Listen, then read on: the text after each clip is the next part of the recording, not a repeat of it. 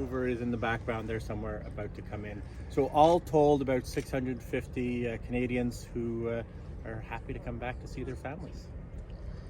So the ships left here in August.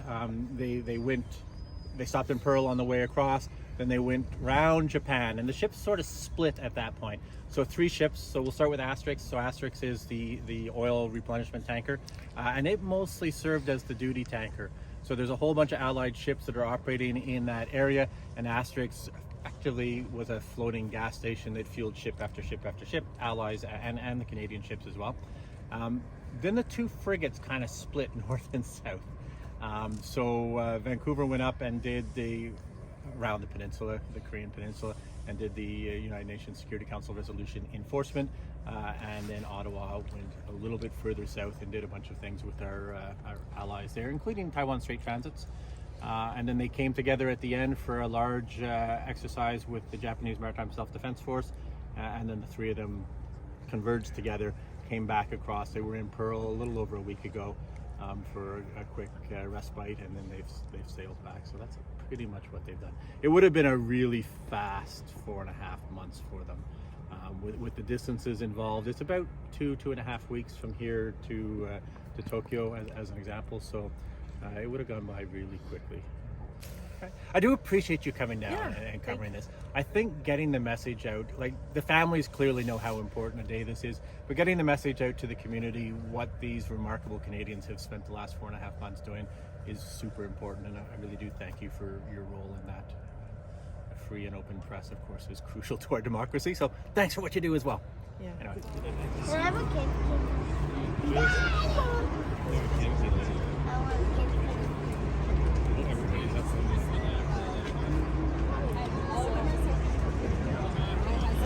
Mom, what you said.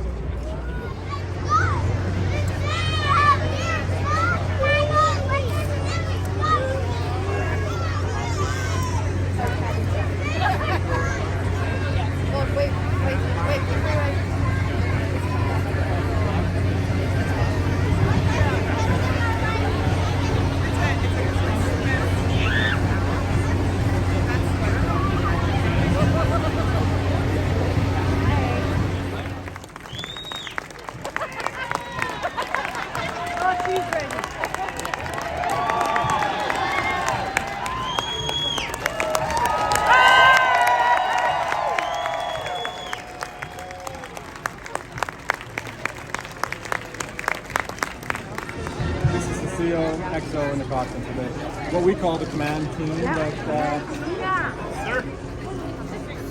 Good to see you again. I know, sir. Well, it's not my hat anymore. What was the mission? Was part of our Indo-Pacific strategy, and it was just really presence in the Indo-Pacific region. So Ottawa, we sailed across the Pacific Ocean, down into the South China Sea, across the equator, and then made our way back. So we've been really forward presence through the last 4 months. Successful? I think highly successful. You may have seen some of what was going on in the news. The world was very aware of Canada's presence over there, and honestly, at the end of the day, it's successful because I got a bunch of smiling faces and a bunch of happy, healthy people coming home after serving Canada abroad. How many crew members are there? So about 250 all in. We cycled people in and out over the time, because on top of being deployed, this is a ship that needs to generate our future sailors. So we've had a few times where sailors have come in and out, but as a general, my number is 250 on board.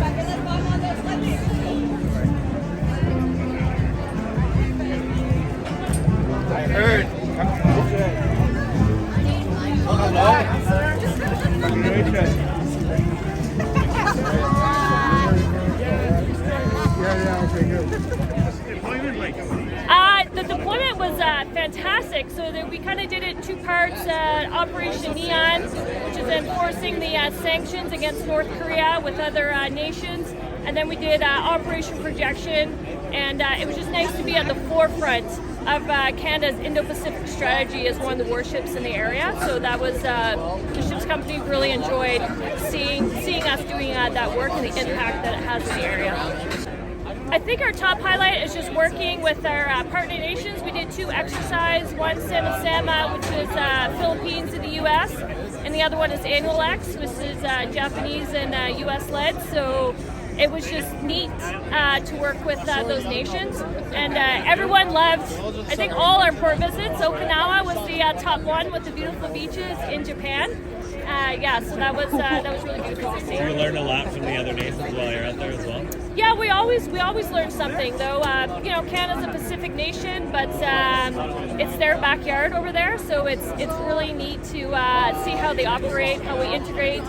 We did a replenishment at sea with South Korea, which is the first time that our Navy has done that. So that was a huge win for the team, and that took a lot of coordination between the 2 nations. But we were really fortunate to be able to do that.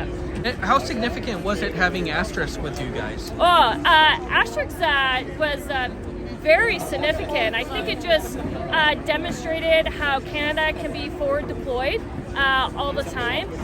They were in a bit different part of the area than we were, so we only saw them maybe 2, maybe 3 times. But I know they contributed a lot to the task force out there. A lot of replenishments at seas with other nations, such as the United States. And it's always great to have that tanker with you when you come back, so you're never worried about fuel or anything else. Yeah, it's great. Yeah. Perfect. Yeah. Thank you. Thanks so much, everyone. Yeah.